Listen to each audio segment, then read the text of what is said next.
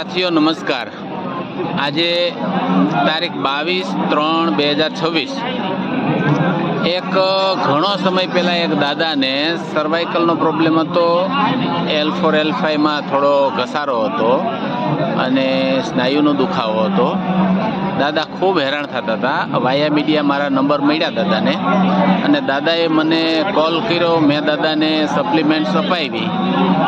દાદાની ઉંમર ઘણી બધી છે, લગભગ 75-80ની આસપાસ છે અને દાદાને બહુ પ્રોબ્લેમ હતો અને ખૂબ સારું રિઝલ્ટ મળ્યું છે।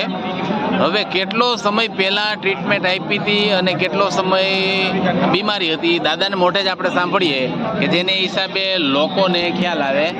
દાદા નમસ્કાર। નમસ્કાર। તમારું નામ?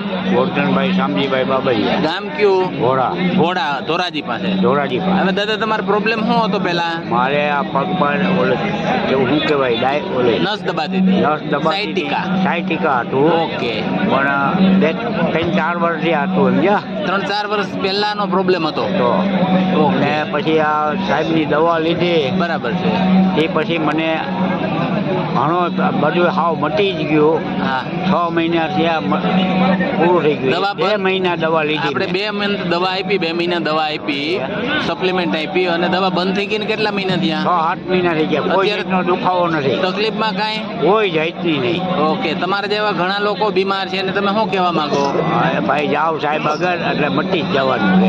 તમને કેટલો વિશ્વાસ છે? મને પૂરેપૂરો। તમારી દીકરીને તકલીફ હતી એને પૂરેપૂરો કામ થઈ ગયું। હાઈ બહુ સારું। દાદાની દીકરીને પણ આવો જ પ્રોબ્લેમ હતો, એને આપણે સપ્લિમેન્ટ સજેસ્ટ કરી, 1 મહિનામાં ઘણો બધો ફાયદો છે। દાદાનું કહેવાનું એવું છે કે લોકો દવાથી કંટાળી ગયા છે। L4 L5માં ઘસારો સાયટિકા હોય એને બેસ્ટ રિઝલ્ટ મળે ને પાછો પ્રોબ્લેમ ન પણ થાય। આ દાદા છે મોજૂદ દાખલો છે। મેં આજે 6 મહિના પહેલાં દાદાને સપ્લિમેન્ટ આપી હતી, આજે દાદા મને ફરીથી મળ્યા।